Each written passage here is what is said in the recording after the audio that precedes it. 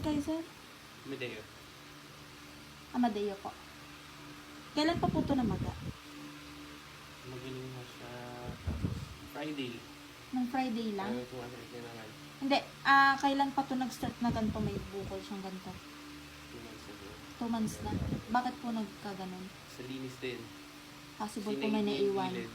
Possible po may naiwan po yun. Nung pagkatapos po linisan na magana.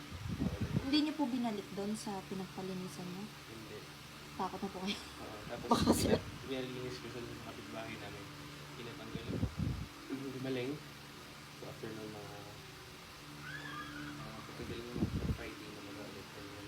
May tara pa rin po yan. Hindi po yun totally. Kumbaga na kaya lang po medyo gumaling, humupa po siya konti kasi nabawasan.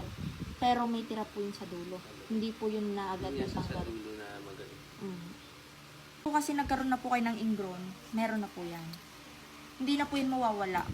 Kailangan po, matuto po kayong mag-cut po. Lalo na 9 months po kayo sa barko, paano po yun?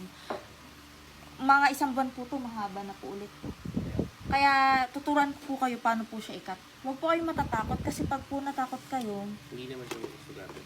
ano naman sir, control. Siyempre sir, control mo. Oo. Pag sir na-control mo yung pagkakat niya, huwag mo siyang agad ikakat ng malaki. Dadahan-dahanin mo. Then para sir, pag nakikita mo medyo mahaba na, katan mo na agad. Huwag mo nang antayin na humaba yung kuko mo, then saka mo siya ikakat. So, may maintain ko siya. I-maintain mo lang siya ng gano'n. Every 2 weeks, bawasan mo siya ng bawasan. Oo, kasi 2 weeks mahaba na yun eh. Gilid lang. Kasi sir, pag hindi mo to kinat dito lang sa bungad, mahirapan ka niyan. Opo, mahihirapan po kayo niyan. Kasi sir, eto kasi sir, possible pa tong makarecover. Once po to na pinalinis nyo, gumaling, ipapa-maintenance nyo na po yun ang linis sa 1 buwan, 1 beses. Bababaw pa po yan. Kaya lang po siguro siya nagkakaganyan kasi matagal nyo napapalinisan. Tapos nagkakataon na yung nagtatanggal. Siyempre sir, pag matagal na nyo napalinisan, malaki na, malalim na. Nagkakataon yung nagtatanggal, hindi naman nakakasaid ng tanggal. Kaya po ganyan, iniiwan na mamaga.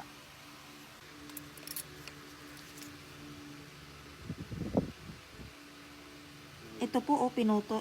Ito po yan, nung nagpalinis po kaya. Putol po eh. Dito lang po yung nakat. Is lang po. Ito po, mag-start na po ito kung hindi nyo pinatanggal. Mag-i-start na po yan. Yun po, nakadikit oh.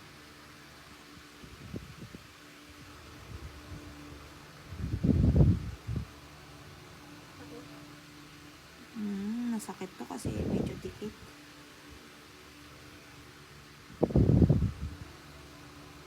Huwag kasi yung problema niya. Pabalik-balik na siya.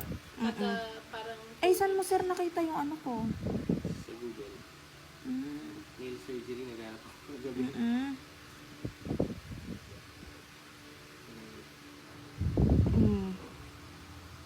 Yung nasakit. Malapit na rin to ma'am. Ayun sir, ang laki oh. Kala mo wala no. Pero... So, paano ko po siya matatanggal? Wait lang. Pwede naman po. Namaga na to no? Ito oh. Namagaling, 4 po yan sila. Oh, ito oh. Nasakit siya. Hindi na. Hindi na. Ang laki po. Ano? Kala mo maliit ano? Kala ko rin maliit. Kala ko rin maliit pero ang laki niya oh. Lalim. Pero ilang beses. Hindi naman siya ganun kalalim. Hindi ma'am, kasi may naiiwan. Kaya po nagkus ng pamamaga lagi po, may naiiwan po yung tanggal nila, hindi po nila nasasagad ng tanggal. Hanggang bungad lang, gaya po yung nakita ko kanina. Hanggang dito lang oh, pinutol lang po yung...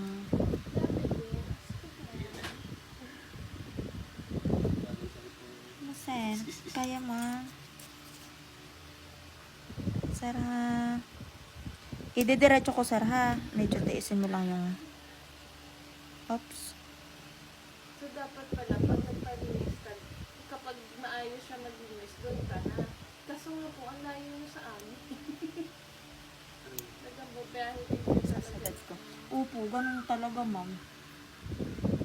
Wait lang. Start na ako sir ha?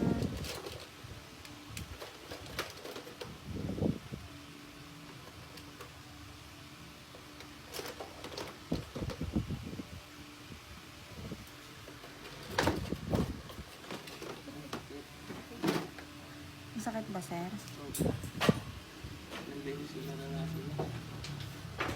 Gaan pa, sir, kamay ko. Ano kasi, sir, kaya siya masakit? Maga po kasi.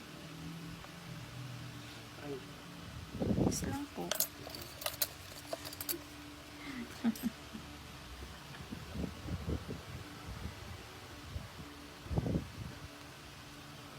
bukol. Mhm.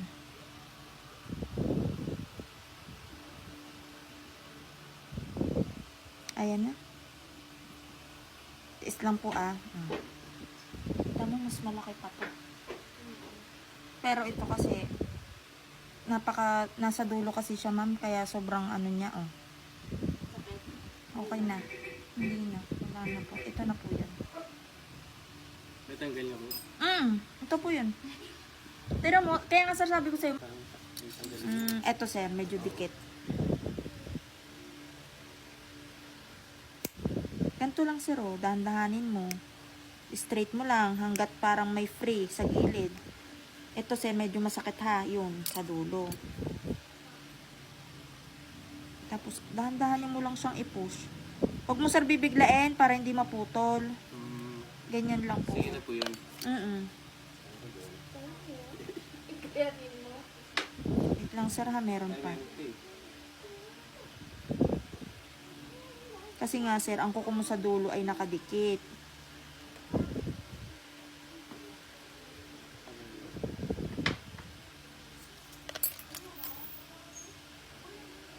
Sabi ni sir, parang hindi ko yun kaya. Kaya nga po eh. Iniisip ko pa lang. Kasi hindi ko talaga kinakalikot yung pa ako eh.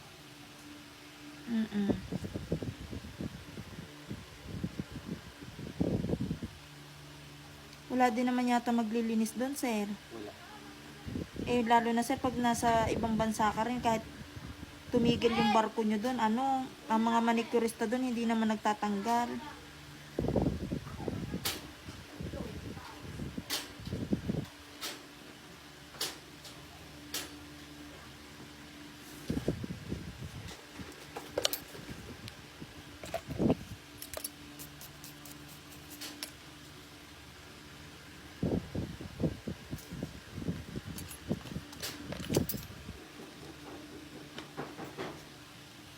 Ano yun?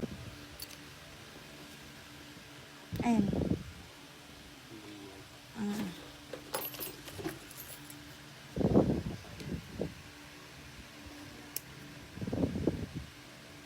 Pag sir kinat mo siya, sunsunin mo lang yung kung saan yung putol ng cut mo ha. Huwag yung pagkat mo, ganun, tapos gaganon mo ulit. Idiretso mo lang siya, straight mo lang. Yan. Dahan-dahan.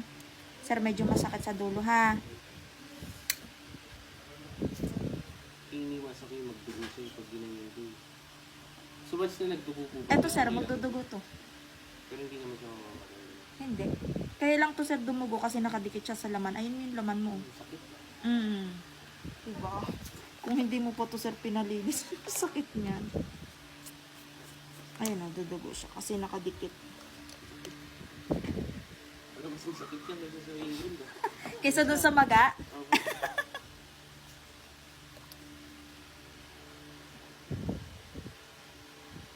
ayan na. Is lang.